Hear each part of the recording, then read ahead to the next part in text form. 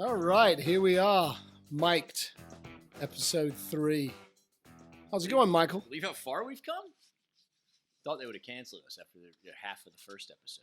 Yeah, I spoke to the network, and we're still on very thin ice. Yeah, we've got to watch our language and no making fun of the celebrities. Yeah. A couple of people actually have asked me, so what is the point of this podcast? Which, in fairness, means at least a couple of people have watched it, so yeah, that's good. What is the point? See, in my mind, I feel like we're doing the work of legends that have come before us. We're just doing it in a different medium, you know. Jerry Seinfeld made millions and millions of dollars, one of the most memorable television shows of all time, about nothing. Yeah, it was about nothing. About zero, nothing. But it was also kind of about everything, wasn't it? Yeah, it ended with them all in jail, which our stories haven't ended with all of us in jail yet. Well, it's only episode 3. That's true. We are going to Vegas tomorrow. Yep. So the odds have gone up slightly. Slightly. But everything's allowed in Vegas. That's right. It's all the hangover. Yeah. Was Seinfeld a big thing back in England back in the 90s? Yeah, it was fairly popular. The A-Team was much more popular. The A-Team, yeah. And then there was a show called Airwolf. It was a I remember the helicopter was, one. Yeah, that was a great up. show. Yep. Seinfeld was fairly popular. Friends was popular. Really? Yeah. Friends hanging out in the coffee shop. So this is funny. One time I was was interviewing this guy in Knoxville, Tennessee, entry level outside sales job. Sounds familiar. Yeah, vaguely. At the time, the client was Bell South. We were doing business to business phone and internet sales. Okay. And this would have been probably 2006, so prior to the Great Recession, but you know, kind of saw it on the horizon. And this kid, he was a barista. He worked at Starbucks. He was a barista. Up until interviewing him, I didn't know what a barista was. Yeah, you make the coffee. Yeah, and so we did this interview. His final interview. We showed him a day in the life of outside sales, going business to business. Again, telephone and internet is what we were selling. And in his final interview, he says, "Yeah, you know, it's interesting, but honestly, it would concern me a little bit because you know I think the economy is going to take a downturn, and I don't think people are going to be spending money on telephone and internet anymore." And I looked at him, and I was like, "Are you serious?" Yeah. I go, "Honestly, brother, if the economy goes the wrong way, the first thing people are going to cut out is $8 cups of coffee. That's not necessary. But I promise you, the internet and phones aren't going to go anywhere. They'll evolve a little bit, but your barista job is probably not very safe." So. Yeah. Well, one thing I've learned from pitching, you know, territories along the way, you can be in the hood. I pitched a lady one time that literally had a hole in her roof. And it'd been there for a while to the point where the carpet in her living room had kind of rotted away. But she had a big TV and she had a smartphone. Yeah, that's it. So it's the necessities. For what it's worth. Yep. So here we are, second week in January. Yep, indeed. A lot of people have probably already given up on their New Year's resolutions. Probably. The gym has already thinned out. Yep. I wouldn't know because I never went last week or this week, but that's what I hear. No, in theory, I imagine that you're accurate, though. Yeah. I heard on the radio that the first week of January is the most popular week of the year. It's the busiest week for dating apps. Is that right? Because everyone's ready for a change. Makes sense. Yeah. You got any good dating stories, Mike? Any good dating stories? Yeah, one time I went on a date with a young lady, Russian girl, who worked at the local bar. Turns out that wasn't her only job. She was a working girl in more ways than one.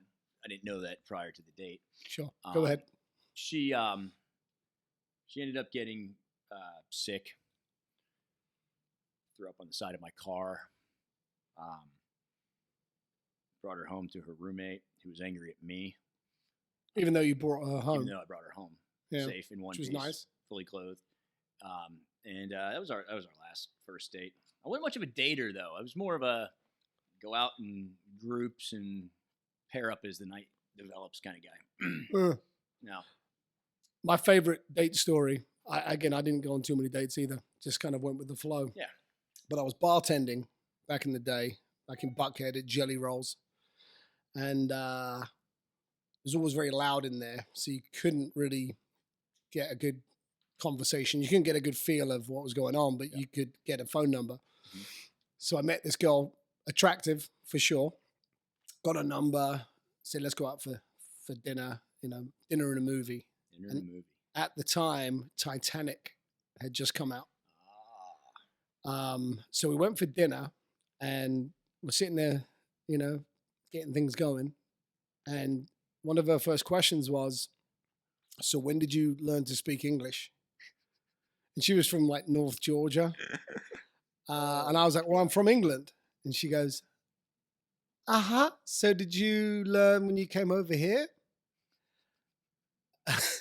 I was like, no. What? No, they speak English in England. Right. So that was when I was first onto her, that she may not have been the brightest crayon in the box. We then settled up the tab, went to the movies. You remember the movie Titanic? Yeah. Brad and Leo were talking about it at the Golden Globes the other night. Yeah. So about halfway through, we'll get to the Golden Globes here in a minute. Okay, it's on the list.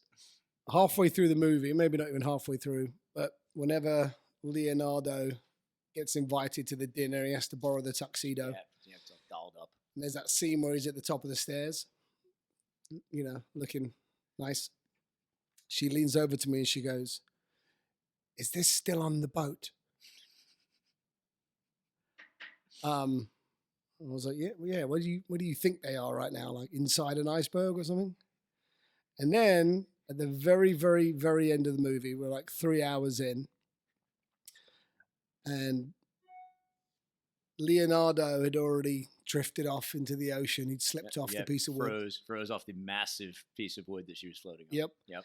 Kate Winslet, Rose, is on that piece of wood, and there's like a boat with the searchlights, and she's blowing the whistle. Help! And she leaned over to me and she goes, do you think Rose is going to die? Rose is telling the story. From the jump. Yes, from the start. She's the old lady. Anyway, so that was a one and done. But I was going to say, how was the second date? Never happened. So it's actually terrible because this girl who I'm about to reference is still a very dear friend of mine. And we were young. We were in high school. And we went to the movies. And in the year prior, her father had passed away of cancer. Right? And this is not a setup to a joke the way that you tell them. This is a legit true story. But we were going to see a movie, and we went and saw Armageddon. Shit movie. So here we go. It's horrible movie. Bruce Willis is going to save the world, and it's going to feel like Independence Day. Until you get to the end, and you realize that there's the daughter and the father is going to sacrifice himself to save the world, which he does. And you get a little chills. Now I'm a sucker for Bruce Willis, beautiful man, nice hair too. But the girl's father just passed away, and it was the absolute worst movie that we could have possibly chosen to go see at that moment in time. I'm just now putting two and two together. It was brutal, and so good choice of movie selection there, Mike. Killed the mood. Very dear. We shared a moment. We bonded, and still a great friend to this day. So back to the Golden Globes. How about that, huh? Yeah. Everyone's talking about old Ricky Gervais. So I think British humor, I feel like, I picture Mr. Bean. Ricky definitely went the opposite route. Well, the reason he's interesting and people are talking about it is because he's un-PC, and everyone's so PC now. Mm-hmm. You got to be so careful what you say. Yep. I don't know if I like that. I think everyone's way too sensitive these days. It's a joke. It was a joke. And I was actually thinking about some of the stuff I used to do in my office back in the day, whether or not I could get away with it now. You could not. I'll give you an example. Promise you can. Well, I'm interested. So maybe we can get some emails from our three viewers. Let's set up a poll. Can you do this in 2020? So yes, no? We'll have different examples. So I'll give you one example. Okay. It was very good for business. Everyone was happy about it. Everyone had a good time. I had an ongoing bonus in my office that if anyone could come back from the field with a midget and bring them into atmosphere, I would give the midget $100 and the sales rep $100. And it was like, went on for a while. And then eventually one of the guys came back with a midget. And I brought him into my office, and it was interesting. He had tattooed on his knuckles. On this knuckle it said bite, and on this knuckle it said size. Put it together, bite size. His name was Bite Size Stevie. Can't make this up. And he had business cards. I hope bite-sized Stevie is somewhere in Denver, Colorado Yes. right now hearing this and gets a little boost in his business. Absolutely. And he had his card, and he was like, Bite Size Stevie. And he had, you can rent me out. And he actually, you can rent me out. Yeah, he could do tossing and all kinds of stuff on his card. And he told me that he was one of the midgets that was jumping on the trampolines in the Blink 182 video, all the small things. Small things. So anyway, I built up a little bit of a relationship with Bite Size, and it was towards the end of the year. And as a surprise for the office, on the last day of the year, we'd been running a Christmas bonus, and people were earning raffle tickets for the TV and all the other stuff we had. And I came out as Santa Claus, ho ho ho, and then right behind me came Bite Size Stevie. I dressed him up like an elf. He had pointy ears, green little suit. And he pulled out the raffle tickets, and everyone loved it. I'm sure. So Michelle, can you do that in 2020? That might be. You might be able to pull that one off. I think you should be able to, but that's what I'm concerned these days. Yeah. For the kids out there. Ricky Gervais would approve. Sure. He would let you do it for sure. It's funny. I took my office to a midget wrestling event. I've actually done it twice now. That's quite an experience. And those little guys are foul. Yeah, it's just dirty and raunchy. So ankle biters. I think you can get away with it, but it can't be mandatory these days. You can't require your people to be exposed to midget wrestling. You can invite them, optional.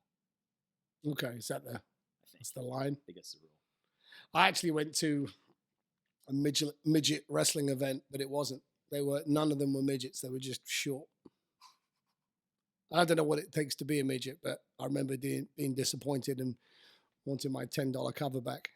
Yeah, it's false advertising. Yeah. Anyway. So, what else? The Golden Globes, they talked a bit about politics, talked a bit about fire in Australia. Yeah, it's rough. Terribly sad.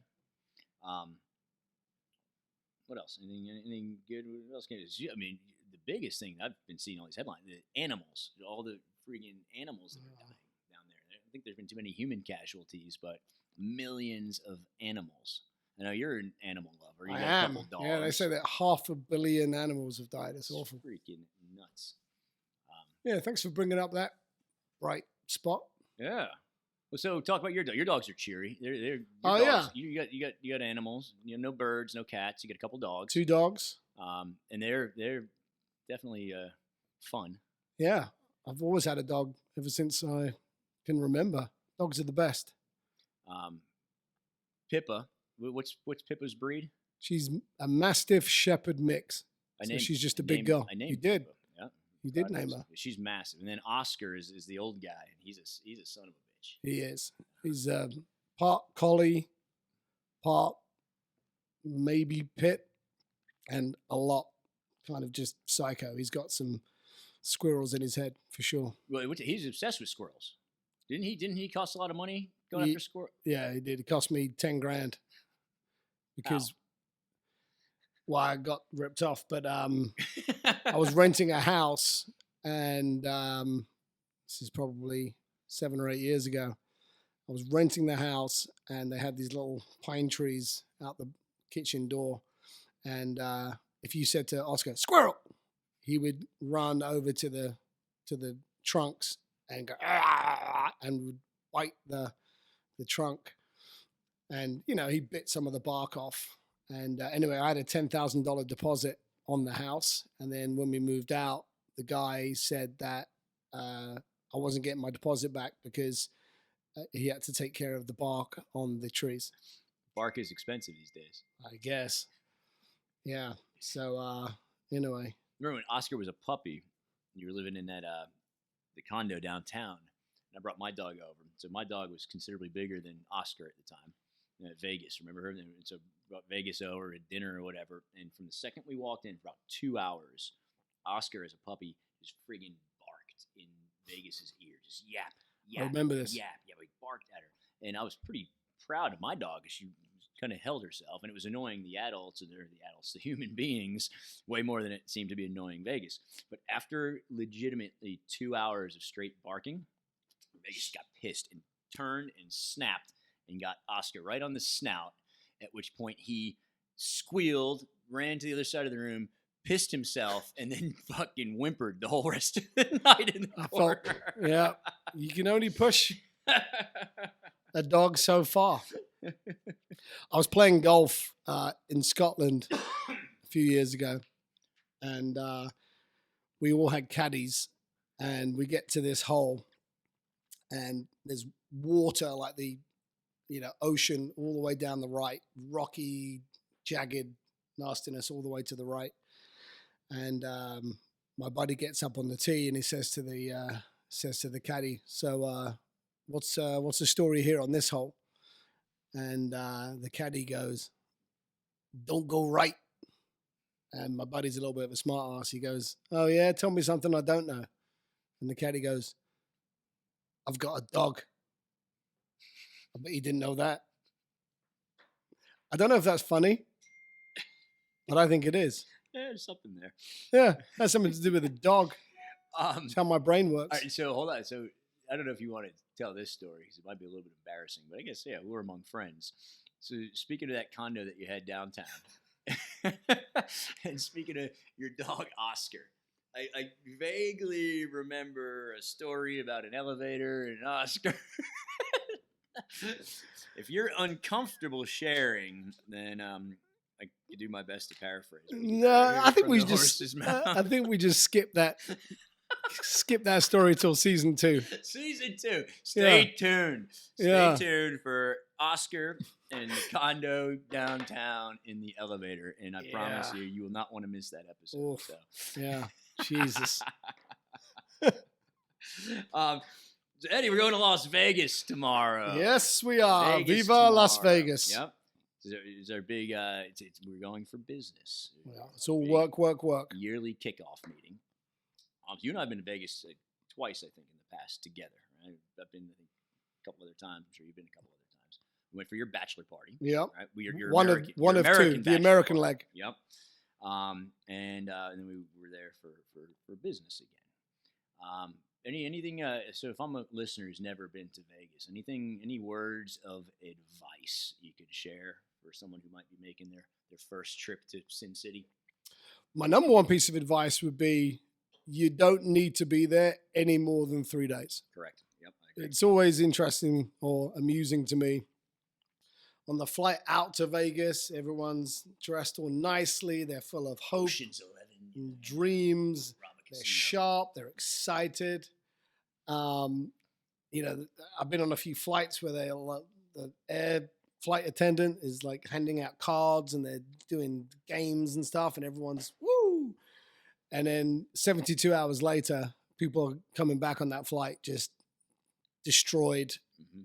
They've basically given up on life. All they have is and they just want to get the hell out of there. Yeah. So 3 days is the absolute max. You really only need to be there for 2 nights. Yeah, I think Thursday through Sunday is the max. You do a Thursday through Sunday in Las Vegas, you get your money's worth. I don't even gamble. No. So. Well, and the other thing you need to be very cognizant of is there's loads of multi-billion-dollar casinos all over the place, and they didn't build those based on the fact that they've been losing. Yeah, the house always wins. the table is always slanted very much towards the house. So as long as you go in knowing that, Yep. have a little bit of fun. But yeah, it's an interesting place, Vegas. In fact, I do remember the bachelor party, and you were there in body I was there in for the body. first 12 hours. Not First so 12 much. hours. I felt like I was all full of hope on the way. On the way, I was full of ton of you hope. were full of something So on the way. I don't like to fly. It's not my favorite thing to do. It makes me uneasy, anxious, if you will. Met a nice girl at the airport in Atlanta. I was at a pretty dark spot in life, though, if you recall at that point, Ed. You know, I was piloting a campaign that wasn't really a campaign. I was trying to do sales that weren't really possible to do. Was that when we were selling cloud services before anyone understood what the cloud was, including us? We were selling cloud backup, business to business. And I would be in small town Georgia, and I'd be telling Cletus that we were going to take all the important information that his business has, and we were going to save it for him up in the cloud. And he'd look out the window. He didn't understand. And then I would explain, no, it's not really a cloud, Cletus. It's a big computer server that's buried in the desert. And that sounded creepier Even than the shadier. cloud. Yeah, that was even worse. And so I was making $40 a day per diem plus Solid. commission. Go plus ahead. commission. But there's no commission if there's no sales. So it's $40 a day. Got it. 5-day work week. So that was $200 before taxes. So I was coming home with about $160 a week after taxes. My diet at the time, which is odd because now I'm a health coach, much like you. Yes, you are. My diet at the time consisted of 6-pack of Natural Light, wheat thin crackers, and Easy Cheese. So I'd eat, half solid. a box of crackers every night with Easy Cheese and drink 6 Natural Lights to dull the pain, and then I'd reload and do it again. So Ed's getting married. Oh, bachelor party's in Las Vegas. I go, Ed, have fun. In Las Vegas on my $200 a week salary, not probably a very good idea. But obviously you went. Well, yeah, of course I went. Where there's a will, there's a I way. said, if you can figure out how to get there, I'll take care of you. All right. So I figured out how to get there. So I got a flight at 9 o'clock in the morning. I had no ride, no way to get to the airport. So my roommate dropped me off at like 6. So I had 3 hours to kill at the airport. Met a young lady at the airport bar who didn't like flying either. Oh, she had something in common. Yeah, and we were on the same flight to Las Vegas. So some tequila and some medicine to take the edge off, and then ease the nerves a little bit. Got me on the flight. Got me to Las Vegas. Got me to where we stayed. The Mirage. Is that where we stayed? Forget one of those. I vaguely remember seeing everybody at the pool when we got to Las Vegas. And then nap time hit. And then I remember opening my eyes again, and it was 3 a.m. And I'm in a hotel room in Las Vegas. And you arrived at what, noon? I got there, probably 9 o'clock flight. So, I probably arrived about noon Vegas time. And it's 3 a.m. And I open my eyes. I'm like, shit, Eddie's gone. All my buddies are gone. I missed the bachelor party. And what you don't remember was it was like in that movie Airplane where that lady's hysterical and they're all trying to calm her down and everyone's taking turns and, the guy with the baseball bat. Yeah. All of us had gone up to the room and tried to wake you up. And every time somebody came down to the swimming pool, the next person was like, I'll wake him up. I got it. They didn't realize who they were dealing with. Yeah, it was a dark spot. I was you were tired. I was sleeping off about 3 months worth of pain at that moment. But so I woke up, I go, get dressed. I go down. So now it's 3:15 in the morning. I know everybody's still out because no one's back at the room. And I start calling people. And this is 2009, so cell phones weren't what they are today. So if someone's in a casino, right, people don't have service. So I just walk out of I believe it was the Mirage. Walk out of the Mirage, make a right-hand turn. I'm just heading down Las Vegas Boulevard. Tight to the right. Yeah, and I'm calling. Grab a couple beverages on the way. Get all the way down to New York, and then JP answers his phone. He says, "Hey, no, we're at the Venetian." Where's the Venetian? It's right across the street from the Mirage. So I walk a mile down Las Vegas Boulevard. I turn around and walk a mile back. Well, you needed the fresh air, probably. Yeah. So now it's 4 o'clock in the morning. Going to the nightclub at the Venetian. go straight to the bar. I go, need 2 shots of tequila, one for myself, one for the bachelor. And then I can't find you. Found a friend, Malcolm. So I see him like, well, I'm not going to give it to Malcolm. I took 2 shots of tequila. And hey, Malcolm, where's Ed? Ed is, last time I saw him, he was at the poker table. So now I'm, cruising the casino at the Venetian, and I find you. And it's funny because, again, this has now happened now 2 visits in a row, you and I in Vegas. At some point, we end up walking outside from being in an enclosed area with the sun rising behind us. And it's like 7 o'clock in the morning. And you're like, how the hell did we get to 7 o'clock in the morning? Time flies. It does. And so when that's you're Las having Vegas. fun. So just be ready for that. If it's your first time going to Las Vegas, be ready for the unexpected. And you're probably better off going to bed at 11. Probably. But who's going to do that? Not me. No, me neither, Michael. So, yeah. That's it. That's it. That was it. That was my Vegas advice. Stay away from the random girls in the airport. Don't sleep through the party. Go to sleep by 11. If you do 2 out of 3, you're all right. Yeah, you'll be fine. Yeah. Yeah. Huh. All right. What about you? Any good Vegas stories? I mean, at the time they were probably fun, but on reflection, no good ones. Very good. Well, I'm sure we'll have at least one more that we can share next week. Down the road. Yeah, PG. For sure. We'll build something this weekend. Yeah. All right. Well, that's that. Fun little jaunt down memory lane. You still owe us a story about the elevator. We'll save that one for when we need the ratings. All right. Yeah. Very good. Well, it's been fun as always. It's been real. Cheers.